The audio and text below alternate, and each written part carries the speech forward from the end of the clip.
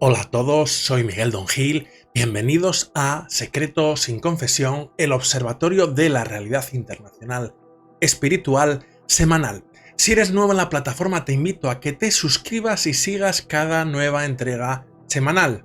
Estamos emitiendo la edición número 38 correspondiente al sábado 6 de abril de 2024. Antes de comenzar te invito a que seas parte del canal de Telegram Los Cristianismos, el cual tienes en la caja de descripción aquí abajo, en el cual tendrás información extra y muchos detalles de estas y otras noticias a lo largo de toda la semana. Y sin más, comenzamos. En primer lugar, plan secreto del Opus Dei con jóvenes, música y laicos comprometidos para el futuro. Y es que la prelatura del Opus Dei, al margen de la intensidad en los cambios y en las noticias que han traído en los últimos meses, ha continuado y sigue continuando con energía un plan secreto, su plan para lograr su misión en el mundo y seguir extendiendo su mensaje, que no es otro que el de Jesús de Nazaret. Este plan tiene varios ingredientes especiales que pasaré a detallar a continuación. En primer lugar, esa apuesta decidida por los jóvenes. En este sentido, podemos destacar que el domingo pasado, la prelatura del Opus Dei, a través de su web oficial, publicó un vídeo sobre los encuentros de jóvenes con el prelado Monseñor Ocariz en Roma. Recoge imágenes, testimonios e informaciones de los encuentros que mantuvo durante la Semana Santa en Roma, con grupos universitarios y también de universitarias de diversas partes del mundo. Un encuentro internacional de universitarios que desean vivir esos días junto al Papa Francisco y el prelado del Opus Dei.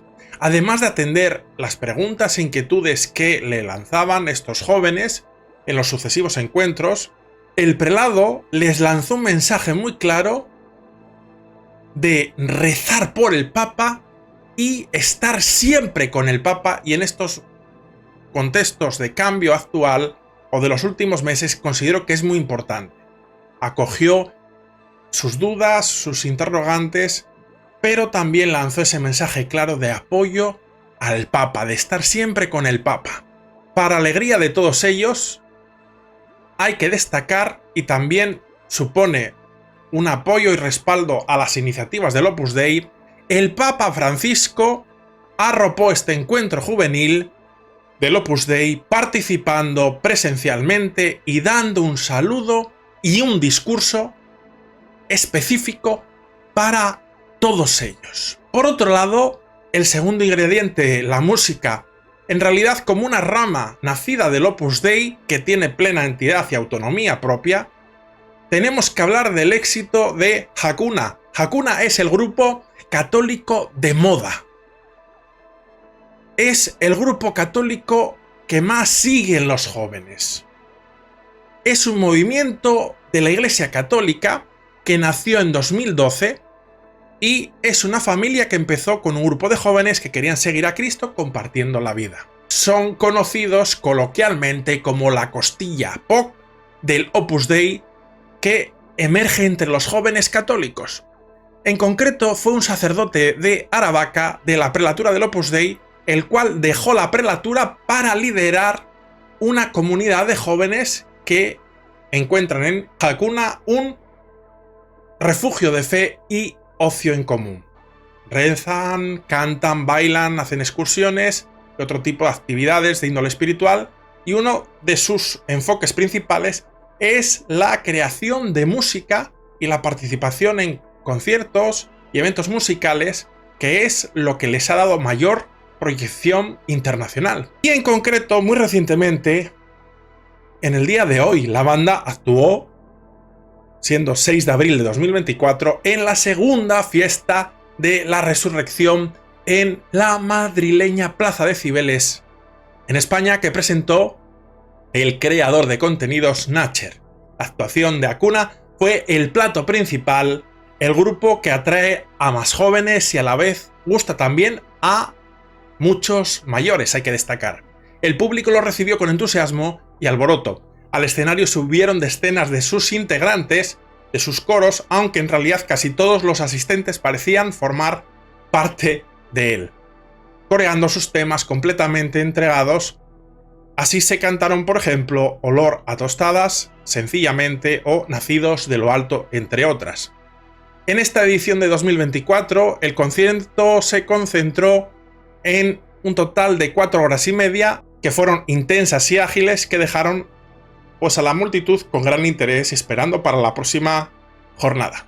Y el tercer ingrediente es el papel de los laicos comprometidos en ese importante apoyo de poner los propios talentos al servicio de la Iglesia. En concreto, el Opus Dei publica el testimonio de Álvaro Anguissola, que es voluntario en el Obispado de Bilbao. Cuando le llegó el momento de jubilarse, un amigo le ofreció echar una mano en su diócesis con el área económica y de transparencia. No se lo pensó ni un segundo y ahora dedica sus días a colaborar con su iglesia local de esta manera. La iglesia y el papel que pueden aportar los laicos, la lectura de las cartas del fundador del Opus Dei sobre la vocación de los supernumerarios, como Álvaro, y sobre distintos aspectos del espíritu del Opus Dei, le ha ayudado mucho a entender mejor cómo ha de ser esa colaboración con el obispo y de los laicos con los sacerdotes. A pesar de que los testimonios de San José María, en los cuales llaman a esa colaboración intensa de los laicos, y a pesar de estar escritas hace más de medio siglo, Álvaro reconoce que estos testimonios del fundador le han aportado ideas muy interesantes y aplicables al momento actual, propias de un auténtico visionario. La libertad de los miembros del Opus Dei, la separación entre la labor eclesiástica y la labor del fiel que presta un servicio en la sociedad o en la familia. Por eso, Anguissola, en sus tareas del obispado, intenta hacer un trabajo bueno hasta el final, respetar a los demás y recibir con humildad las indicaciones que le hacen. Desde colaborar como voluntario en el obispado, Álvaro es más consciente de la necesidad que tiene la Iglesia de la ayuda de todos, pero especialmente de los talentos y la experiencia profesional de los laicos para avanzar en la transparencia.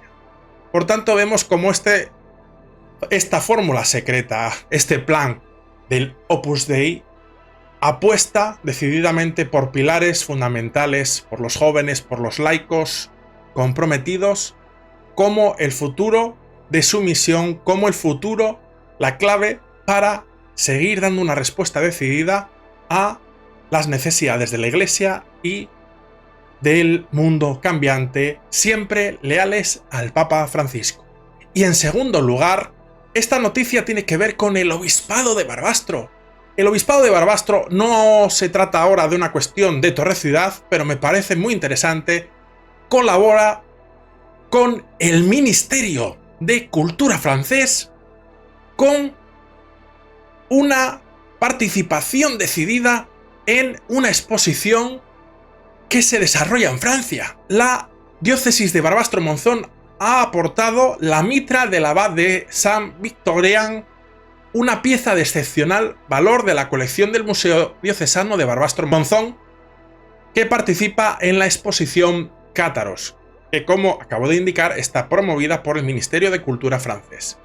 Toulouse en la Cruzada se titula, en la localidad francesa de Toulouse. Esta muestra única, reconocida como de interés nacional por el Ministerio de Cultura francés, reunirá cerca de 300 objetos alusivos a los cátaros y a la cruzada contra los albigenses en dos sedes, el Museo Saint-Raymond y el Convento de los Jacobinos. Hasta el 5 de enero de 2025, por tanto hay bastantes meses en adelante, la mitra aragonesa compartirá espacio con esculturas, pinturas, trajes, armamentos o documentos procedentes de la Biblioteca Nacional de Francia o los archivos nacionales.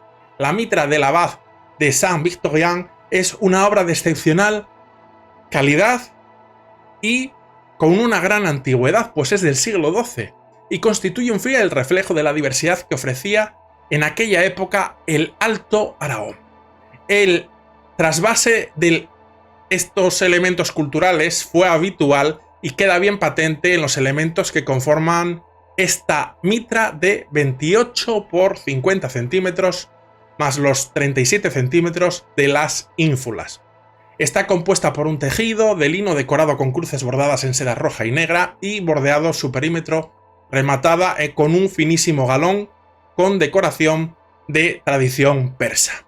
Algunos abades, tenemos que tener en cuenta, gozaban de una dignidad especial, eran abades mitrados, y se les concedía el derecho de llevar algunas insignias que eran propias de los obispos, como el báculo, las sandalias, los guantes, el anillo o la mitra. Es el caso del abad del monasterio de San Victorian, al que pertenece esta pieza que está en los museos, es propiedad de la diócesis de Barbastro-Monzón y que ha cedido a esta exposición en Francia.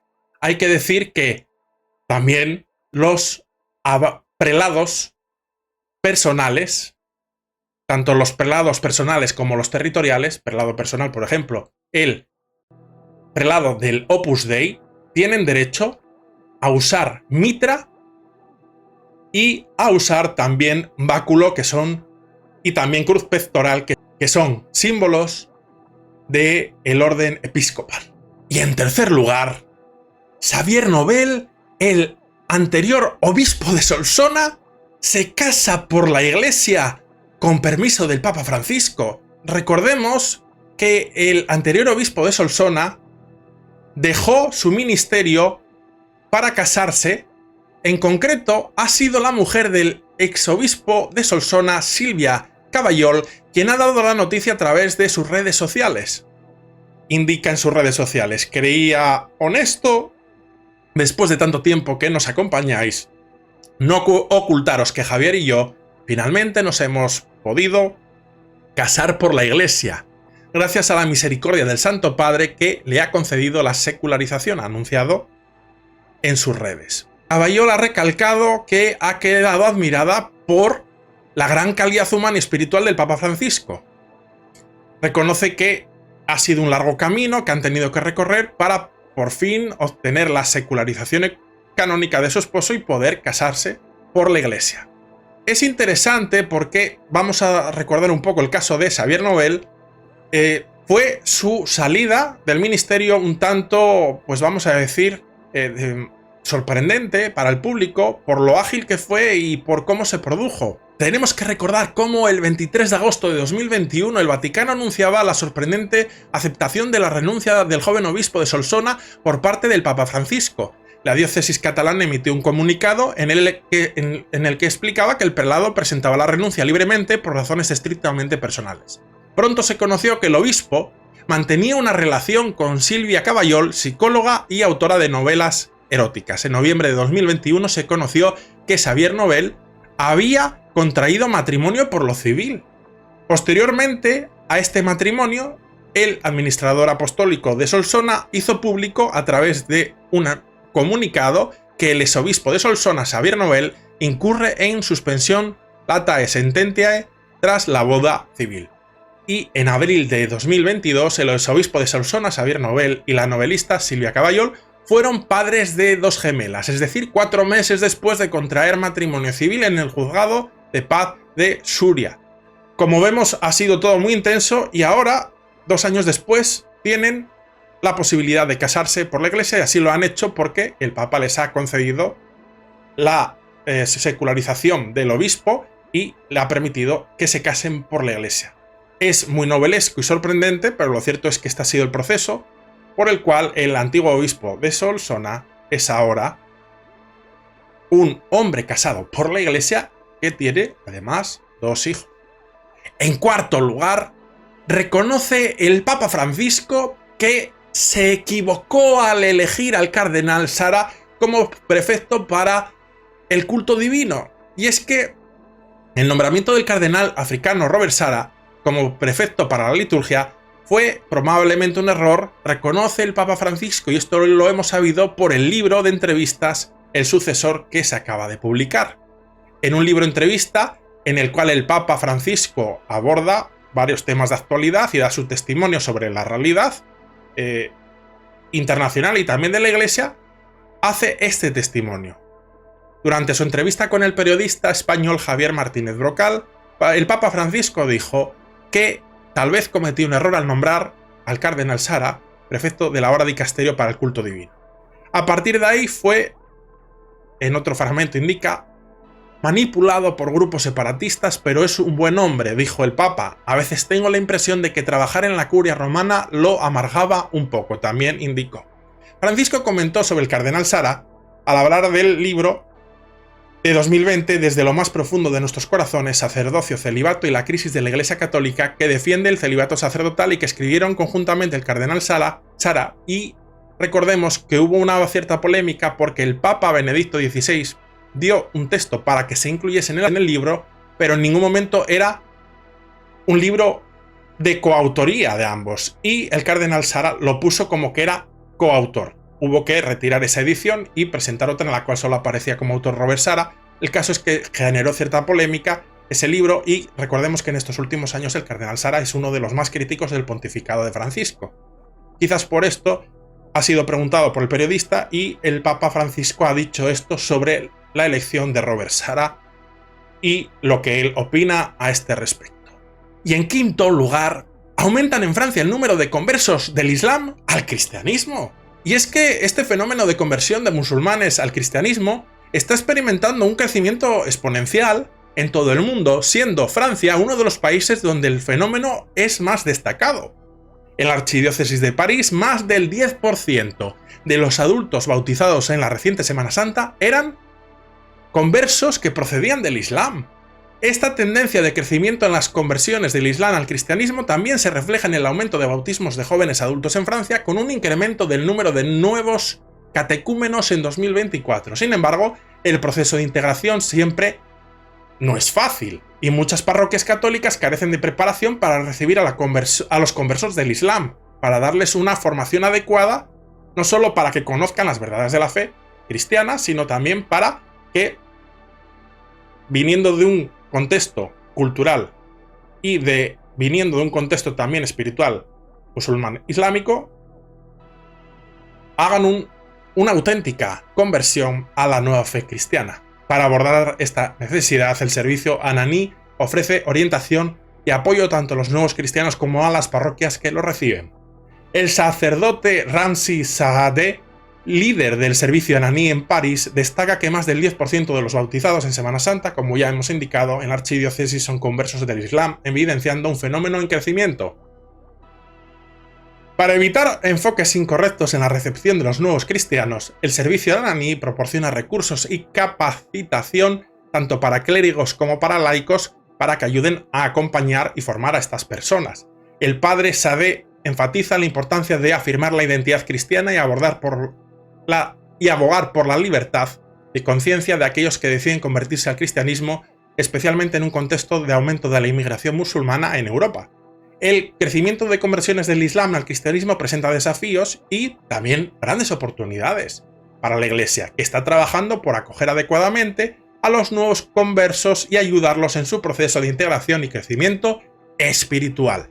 Y en sexto y último lugar, la Archidiócesis de Toledo en España organiza unas jornadas de amistad entre judíos y católicos por segunda vez. Y es que la Archidiócesis ha organizado estas segundas jornadas de amistad judeo-católica por parte de la Delegación Diocesana de Relaciones Interconfesionales, que organiza junto con la Federación de Comunidades Judías de España la segunda edición de la Jornada de Amistad Judeo-Católica, que se celebra en la ciudad de Toledo el próximo 7 de abril, es decir, mañana. El tema escogido para esta segunda convocatoria es La religión, camino de justicia social y de paz. Este evento cuenta con la colaboración del Centro de Estudios Judeo-Cristianos. El acto de apertura tendrá lugar con el contexto de una sinagoga, la sinagoga de Santa María la Blanca, con la presencia del obispo auxiliar y el secretario de la Conferencia Episcopal Española, Monseñor Francisco César García Magán. Será este acto en la sinagoga a las 10 de la mañana. Seguidamente se desarrollará una ponencia bajo el título Espiritualidad, Justicia Social y Paz, que correrá a cargo del gran rabino de España, Moshe Ben Dahan, y del delegado diocesano de Relaciones Interconfesionales, don Juan Manuel Uceta. El colofón de la mañana vendrá con la oración conjunta en la misma sinagoga de Santa María La Blanca, dirigida por Monseñor García Magán y el rabino Moshe Ben Daham. Por la tarde, a las 4:30 de la tarde, en la sala capitular de verano de la Catedral Primada tendrá lugar otra ponencia titulada El trabajo por la justicia social y la paz. Los ponentes serán don Isaac Ben Zaken, presidente de la Federación de Comunidades Judías de España, y doña Balbina Rojas Gil, trabajadora de Cáritas Diocesana de Toledo. Se contará con la presencia del arzobispo de Toledo, Monseñor Francisco Cerro Chávez. Tras la ponencia de la tarde se realizará una oración conjunta dirigida por Monseñor Cerro Chávez y el rabino Moshe Ben Daham. Eso sí, el broche vendrá con una visita guiada de los participantes a la Catedral Primada de Toledo. Y hasta aquí las interesantes noticias de esta semana. Como siempre, me gustará saber si estáis a favor, en contra, vuestras opiniones siempre justificadas y con respeto. Respetaros los unos a los otros, con educación todo se puede decir y en la medida de mi tiempo os responderé personalmente. Para los que estáis a través del podcast, pues podéis contactar a través de las redes sociales y el correo electrónico. Para finalizar, os invito a que accedáis al portal informativo plural independiente espiritual Los Cristianismos, que tenéis el enlace en la caja de la descripción para ver a lo largo de toda la semana muchas más noticias sobre la realidad cristiana internacional. Me despido de vosotros, como siempre, con un gran abrazo.